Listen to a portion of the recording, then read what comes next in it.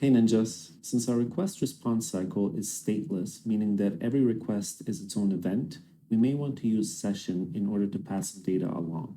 For example, if we have a shopping cart, we add some items, and we go to a different page, we want those items to still be in the shopping cart. Now let's see what we can do to our project to make that happen. We have already looked at how we can use model and this key value pair to display some data from our controller on the index.jsp page. So we're using this name to display Sarah. We actually say, hi, Sarah. On this welcome page, we're going to display a different title, a slightly different text, but we're going to use that name again.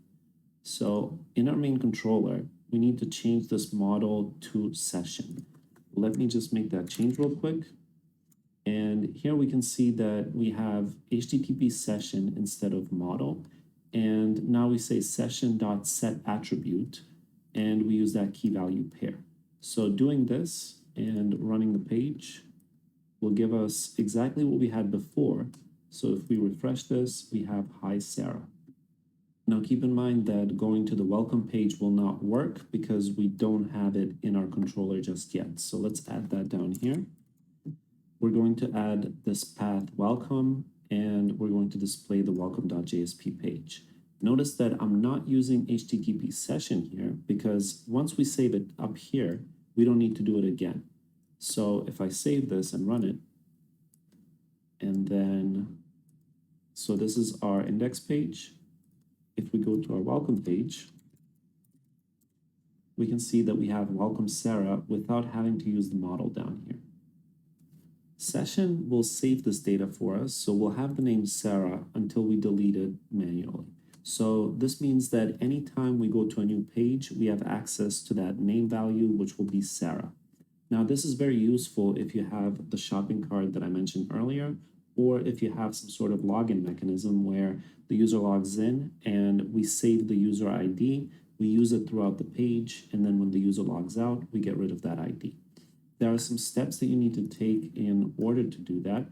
So to retrieve a value, you need to do something like this. So let's add session to the welcome page just so we can see some different things you can do with it. So HTTP session, we'll call it session. And down here, if we want to retrieve the value, we need to do something like this. Let's save it to a string. So let's say string, and let's call it username.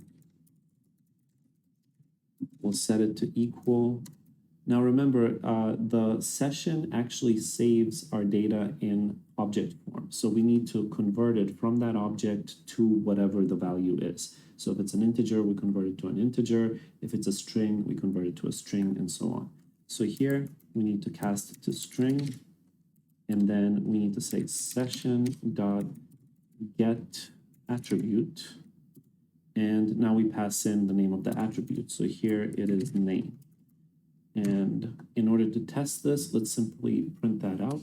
So we can say system.out.println, and let's say the name is, and we'll add username.